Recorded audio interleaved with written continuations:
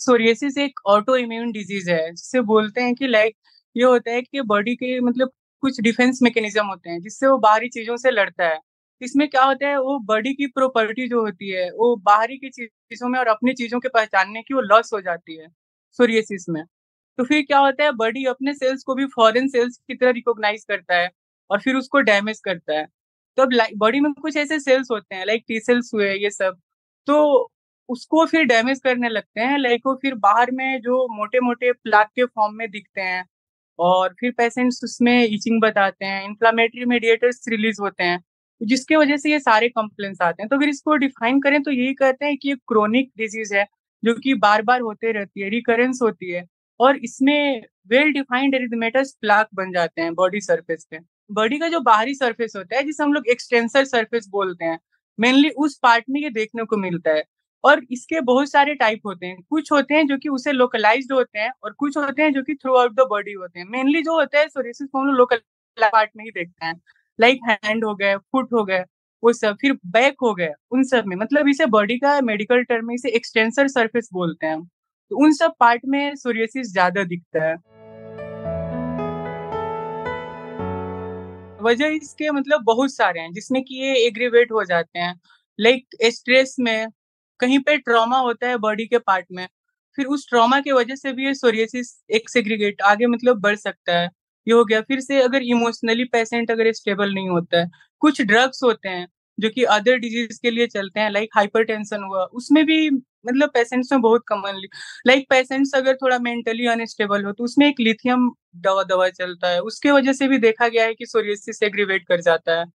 तो ओवरऑल अगर बोलें तो इसके कॉज़ में एक तो ट्रॉमा होता है, स्ट्रेस होता है, कुछ मेडिकेशंस होते हैं, इन्फेक्शन होते हैं, कुछ जनरली जो हम लोग टॉलरेट कर लेते हैं। अगर सोरियासिस के पेशेंट में वो इन्फेक्शंस होते हैं, तो फिर सोरियासिस उनमें एग्रीवेट कर जाता है।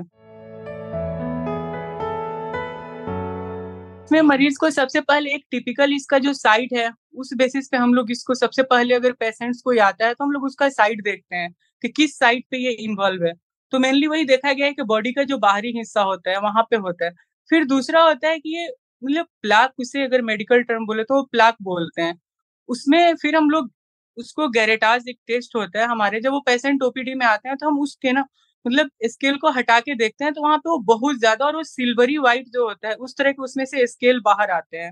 और कोई उससे पेशेंट डिस्चार्ज का हिस्ट्री नहीं देगा कि लाइक मेरे इसमें से कुछ मतलब पानी की तरह बाहर आता है, ऐसा कोई कंप्लेन नहीं रहता है पेशेंट का। तो ये चीज़ होते हैं और वो माइल्ड टू मॉडरेट इचिंग होता है। फिर कुछ नेल चेंजेस भी होते हैं, जिसे हम लोग देख कर के जिसे नेल पिटिंग बोलते हैं, वो भी सोरियासिस के पेशेंट में प्रेज़ेंट रहते हैं। अगर बॉडी के एक पार्ट में है तो देखा गया है कि जनरली वो बाइलेटरली सिमेट्रिकल होता है। अगर राइट हैंड में वो प्रेज़ेंट है तो लेफ्ट हैंड में भी सेम साइड पे प्रेज़ेंट होता है। ये एक टिपिकल है इसका। और ये वैसा कुछ नहीं है कि एक मेंबर से दूसरे मेंबर में ये कंटेजियस डिजीज़ नहीं है, ऐसा नहीं है। जस्ट एक वो मिथ है जो भी लोग बोलते हैं लो सोशियो इकोनॉमिक में, लेकिन ऐसा कुछ नहीं है कि ये स्प्रेडेबल है एक पेशेंट, क्योंकि एक ऑटो इम्यून डिजीज़ है। बॉडी का उसका फंक्शन नहीं कर रहा है वो, या उसकी प्रॉपर्टी नहीं है वो डिफाइंड कर पाने की और पहचान पाने की। तो ये ऐसा नहीं है कि एक इंसान से दूसरे इंसान में फैलता है, ये बिल्कुल मिथ है। ये एक ज़िद्दी बीमारी है, पेशेंट आता है तो सबसे पहले हम उन्हें यही समझाते हैं कि जैसे बीपी और शुगर की बीमारी होती है, उसी तरह से ये भी एक सोरियासिस भी एक वैसे ही बीमारी है।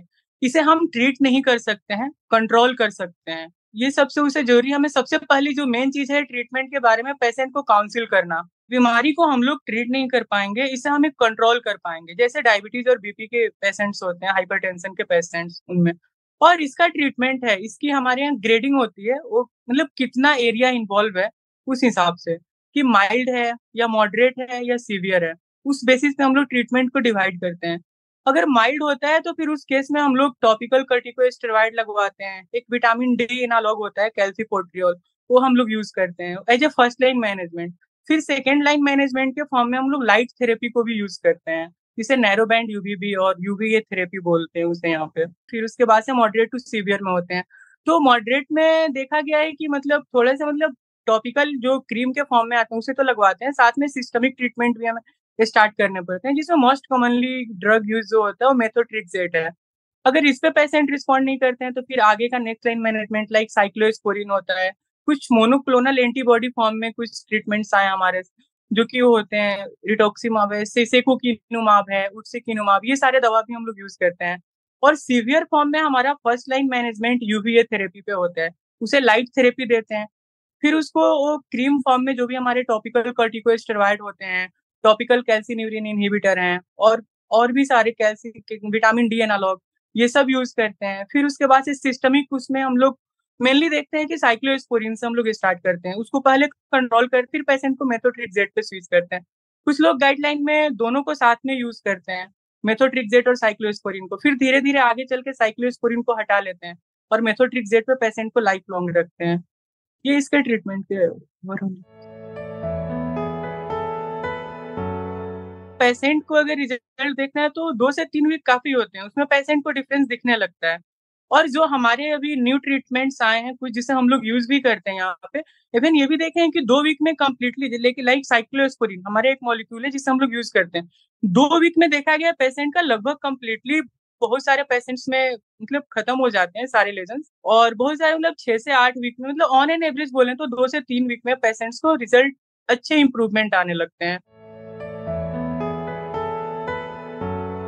सीज़नल वेरिएशन बहुत कॉमनली देखा गया है सोरियासिस में, जैसे कि ठंडा में बहुत कॉमनली होता है, तो हम थोड़ा-सा उनको ठंडे में अवॉइड करना और जो भी ऑटो इम्यून डिज़ीज़ होते हैं, उसमें हम सबसे पहले उन्हें बताते हैं कि जो सल्फर कंटेनिंग ड्रग्स हैं, जो भी मतलब खट्टे चीज़ आपको नहीं खाने हैं, नींबू हुए, कच्चा प्याज़ हुआ, इन सब चीज़ों से थोड़ा-सा पेशेंट को अवेयर करने के लिए बोलते हैं और थोड़ा ट्रॉमा से बचना है, इन्फेक्शन ये सब क्योंकि ये सब चीज़ें सोरियासिस को एग्रीवेट करती हैं और उन्हें इमोशनली थोड़ा स्टेबल रहने के लिए बताया जाता है। जब वो कंप्लीटली स्टेबल हो जाते हैं पेशेंट तो उन्हें ये सब चीज़ें आपको स्टेबल रहना है, ये बीमारी कोई छुआ-छूत की बीमारी नहीं है, आपको इन सब चीज़ों का टेंशन नहीं लेना है।